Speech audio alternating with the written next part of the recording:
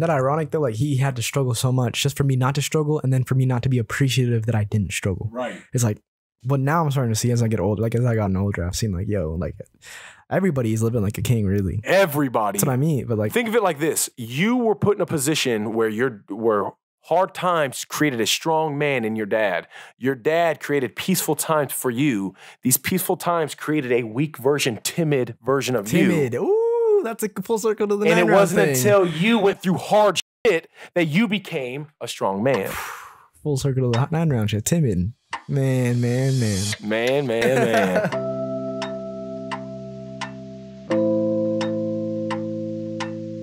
Because it was hard for me, I know, at one point. And let me ask you, I'm sure it was hard for you at one point. Like when I told you to track your macros, it's like, dude, what? Mac who? Like what's a macro? Then you're realizing it's just your fat, carbs, protein, and calories. Like if you track those 4 things and at least know how much of those you're getting day to day, you can be a little more mindful of the fuel you're fueling your body with. But again, it starts with taking the initiative to even figure out what a macronutrient is and then figuring out the specific macronutrient goals that you yourself have to maintain and attain on an individual basis. And see, saying all that sounds crazy, but then you see on the app, you go to the app, it has everything laid out for you. We live in a world where you don't have to do it. The app does it for you. Yeah, I feel like there's no really excuse to not, besides like, you know, just being too lazy to not go out and look for it. The only excuse is the ignorance to the knowledge, the ignorance to the information. Yeah. Because once you become privy to the knowledge, you're then choosing to be less optimal. And as long as you're okay with that, be okay with that. But just recognize that the route of optimization is much more fruitful, not only in the end for yourself, but for the people around you. People around you, yeah. And that's why you should really be doing it. That was a big thing for me. Yeah. People around me. Like I recently started taking vitamins. Nice. Multivitamins. You're a genius, brother. Saw your sister at S2. Yeah. Yes, shout out S2. Sponsor the podcast. Yeah. She hooked me up. I feel like it was kind of weird at first for me taking all those pills and stuff like that. But yeah, I feel good. I feel like I'm getting more like I used to not really eat greens and stuff like that. But now you're just taking that. And the little greens I do eat, it's like I feel like I don't rely just on the vitamins, you know, but Are you seeing people in your life starting to take more optimal actions because of your optimal actions? in a way, but not. I try not to push how I live my life on other people. Of course. But do you see, or are there circumstances, and if there's not, just be honest, but are there circumstances where you see people going a little above and beyond to try to be better because they see you being better? Yeah, my dad started, he lost a lot of weight. He lost like 20 pounds, bro. Why? I mean, I don't want to say it's because of me, because But be honest, this is where living in truth is, and you're such a humble person, Alfonso. Of course you didn't do nothing. But let's be honest.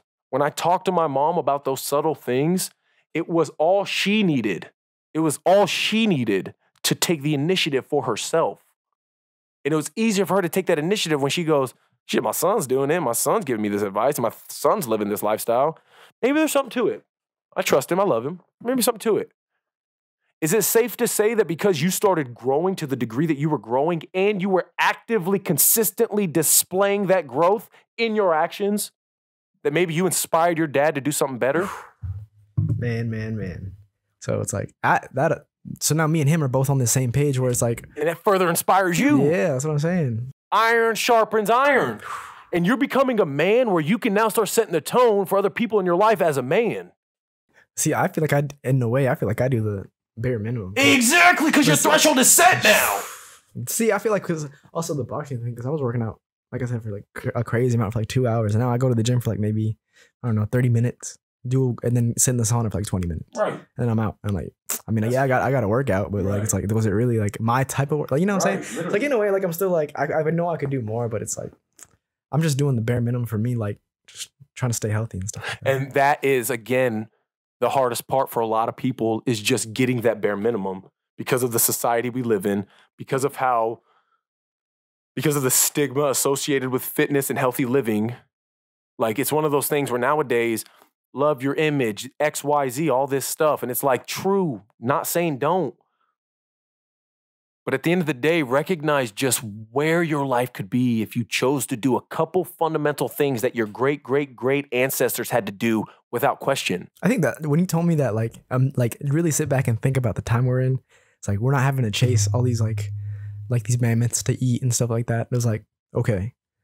So like no matter like any bad thing that happened, like bad haircut, it's like okay, like I could be like, you know, starving in a fucking, or even people in like third world countries, you know, Right. like we're in this society where like it's like it's easy to like get sidetracked and like, It's easy to get caught up in the instant gratification of what it means to be a Western human. Yeah. Instant gratification. Yeah, I feel like it's easy to not work out. It's easy to not track your macros because you got Buffalo Wild Wings down there. We're living like kings. Living like everybody's living like yeah, like there's no famine you have to worry about. There's no black plague you got to worry about. Alfonso, you're preaching. But you planted that seed in my mind and then it grew. It was like, yeah, that's true. Like no matter what happens to you, being like, yo, really acknowledge where your ancestors wish they could have been in your shoes. They wish I could have been having the opportunity to eat out every day and all that. So it was like, you're great, especially being from Michoacan, Mexico. You know what I'm saying? dude, that's what I'm saying. Like growing up with all like my family, literally, I can't even visit my family because the cartel so bad, and they literally build their own houses out of dirt and mud and concrete and all that stuff. And it's like, and they're all happy, like super happy. They're super happy. Like they have meaning in their life. Nobody's depressed. Nobody's because they have to survive every day. That's what I'm saying. Nobody's depressed. People live to like 103, 104, right. Like that's like normal. And here it's like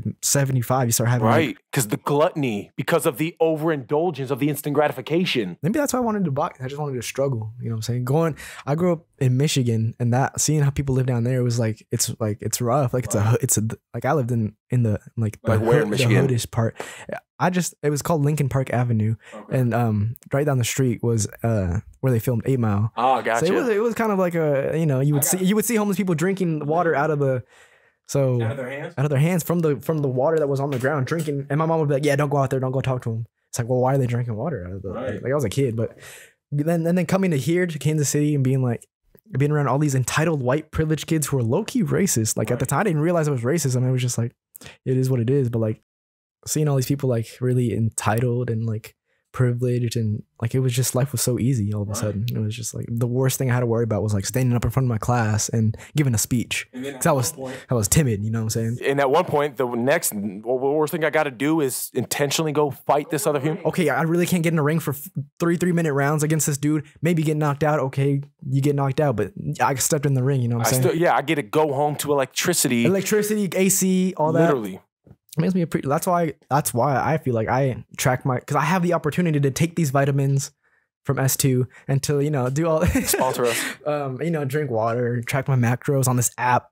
You know what I'm saying? So because your great ancestors, even some of your family who still lives in Michoacan, yeah, they can't just go out and buy vitamins. They can't just go out. Bro, how crazy is that? What I mean. But not like, for example, my friend, not everybody has the family dynamic to experience that explicitly and directly. Right. So let me ask you this. Was a lot of that mindful, being present in the moment development for you in those stages, especially in these last couple years when you were building the car with your dad? Oh, yeah, dude. Yeah. That's a good point. Yeah. I feel like in those moments, because remember the snaps, bro. Yeah. Remember the snaps I'd send you. Yeah. Just be mindful, be present, absorb everything from him. Yeah. All of that stuff. And just thinking about that in that moment and then repeating that every day for an extended period of time. I knew, like I said, tomorrow could be it. But I didn't really sit and think like tomorrow could really just, that's it. And when you take a picture of your dad working on the engine and you're literally thinking about like, tomorrow, I'm going to wake up in a couple years and he's not going to be here. Man, and that's the actual reality people don't want to address, bro. They don't want to address it. I didn't want to address it. I wanted to think, yo, but they're going to live forever. I'm going to live forever. Yeah, they're going to live forever. And like, my dad's old. He's like 60. Same. 60 something. So, same. You know, but even when I was taking those pictures, I was so deep in it that I was like, yo, I'm taking this picture right now. I'm happy I'm working with him. But it was like, I got sad because I was like, yo, one day he's not going to be here.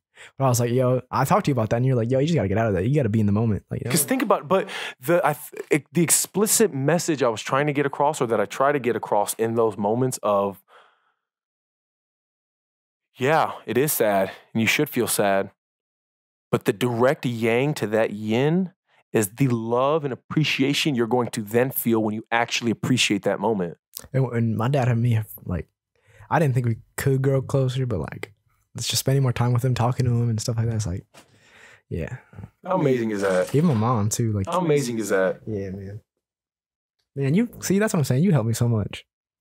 You helped me so much. I think honestly, Alfonso, because again, like we say, I can be the catalyst to planting the seed, but you have to water it and grow yourself. That's what I'm saying, though. The seed is important to have. I had plenty of people who planted seeds for me, but it's one of those things where if you can intentionally try to plant those seeds for somebody, knowing that I don't want you to have to experience the trials I went through to get this answer. Just take this answer. And it came through understanding, empathy, and actually trying to make him better.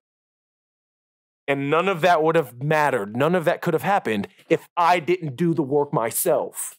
So when you start going to the gym, when you start tracking your food and you start doing all these things, you had not only built the bond with your dad through the building of your car, through the experience of you guys doing something together, and then he sets the tone for you, and then you can be better. And then it's just iron sharpening iron. And that's some real Gilgamesh shit. That's some actual, the father is now the son, and the son has become the father. And it's some yin-yang shit that you're helping him grow until the day he dies. That way, when you have a kid, you'll be able to help him realize, I'm here to help you be better, so your life's a little easier than mine. That way, you guys can grow until you die, and then he's in the same cycle. And it's blessed that you have the opportunity to have a father that can present that opportunity for you, let alone actually heed the advice and guidance of your own growth.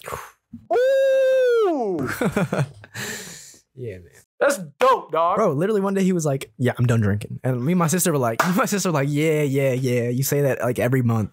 And then this dude started waking up and weighing himself. And I was like, okay. And then every morning he has not missed going to the gym. I'm like, okay. And he's still been at it? He's still been at it, bro. He's still going. He's still trying to lose weight. How did that make you feel when you see that? I didn't really think about it. I was like, cool, he's doing what he's in reflecting on it, can't they give you the confidence to know, shit, Dad got that savagery. Now I know where mine comes from. That's what I mean. I was like, I'm from Michoacan. I'm an Aztec, dog. That's what I mean. Like, and especially him though, coming from the patriarch. But see, coming from seeing that, him being a savage like that, it's like, that's why when I came here to Kansas City, it was like, I had it so easy. Like, it was so like. Did you recognize it back then? No, I didn't. Right. I didn't. So at what point did you start recognizing that? Literally, if I'm being honest about like what, like how easy I had it. Like, yeah, when did you start reflecting on like, damn, my dad grinded, he didn't bitch, and he went through some trialing shit. So maybe I've had it pretty easy, and I should continue forward with that appreciation that I don't have it anywhere near as bad as he had it. He didn't tell me until I was about 16, 17. And then I didn't really step back and think about it until I was like 18 and graduated high school. He really sat me down and was like, yo.